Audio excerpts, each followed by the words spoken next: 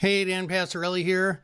Well, it was a boring freaking day in the market. Nothing really happened. Closing, well, just a little before the close here. We're looking just about unched on the day. And there's not really, there's no news coming out of the government, really. The only news we're getting is out of the private sector, and it is still earnings season. We've still got over a third of the S&P 500 to report. And one of those is Palantir.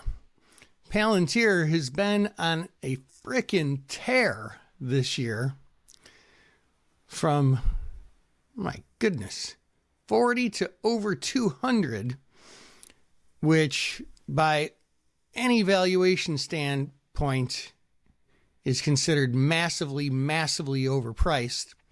But that doesn't stop people from buying it, does it?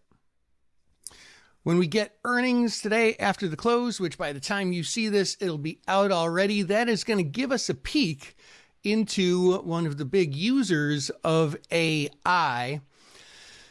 They're not one of the Mag 7, but they do a lot with artificial intelligence, and they've been blowing the doors off earnings the last couple of quarters, I think. Wait, what happened on this quarter? This one looks down. Yeah, they still blew the pants off it, but for some reason it was down. So that is probably going to be one thing that guides the market going into tomorrow. We had 3 Fed speakers today, and they didn't move the market at all. They didn't really say anything that out of the ordinary, though. We're continuing to have some Fed speakers, maybe some minor data coming out that is not locked out because of the shutdown. VIX is still sitting at 17 and change, which is, above the historical average. But at some point, once the shutdown ends and we start getting data, which is going to be bad data because it's not being collected now, we're going to start seeing some recalibration, and we'll probably have some pretty good volatility then, but there's no point in buying early and just letting options decay.